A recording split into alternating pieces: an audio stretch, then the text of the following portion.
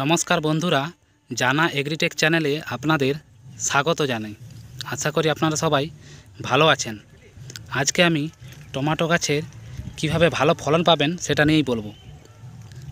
এখানে আপনারা দেখছেন টমেটো গাছগুলোতে পাতা খুব একটা নেই, কিন্তু এত সুন্দর ফলন হয়েছে যেটা অবিশ্বাস্য। এই একটা গাছটা দেখুন, তার পাতার থেকে ফলন বিশাল।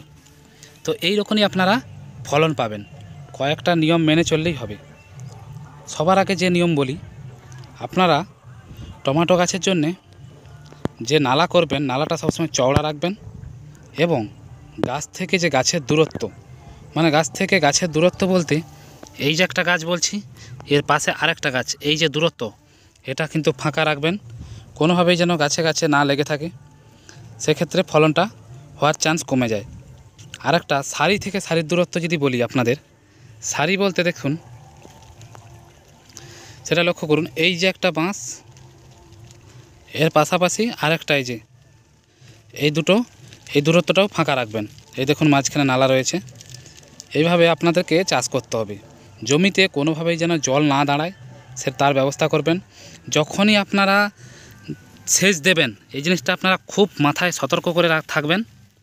যখনই আপনারা সেচ দেবেন, কখনও এই নালা ভর্তি করে জল দেবেন না। এই যে গাছের গোড়া ডুবিয়ে জল দেবে না, গোড়া থেকে একটু দূরত্ব বজায় রাখবেন, নিচে যেন জল থাকে। যত জল মানে মাঝে মাঝে দিতে থাকবেন তত ভালো হবে। একসঙ্গে এইসব গাছে বেশি জল দেওয়া যায় না, তখনই সমস্যা হয় অনেক রকম। কোনো ক্ষেত্রে হয় টমেটো ফেটে যায় অনেক দিন মাটি যদি শুকনো থাকে। তারপর বেশি জল দিলেও এর রোগের প্রবণতা উইল্ট হয়, মানে গাছ মানে ঝলসে যায়। এছাড়া আরও বিভিন্ন রকম গোড়া পচা, বিভিন্ন রকম রোগের সমস্যা হয়।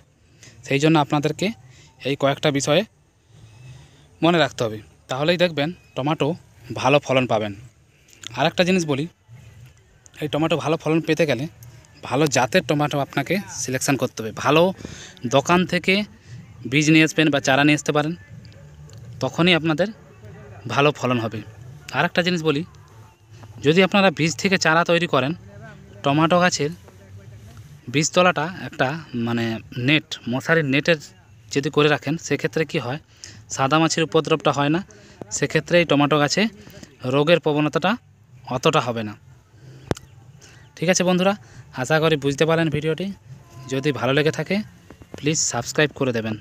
ধন্যবাদ বন্ধুরা।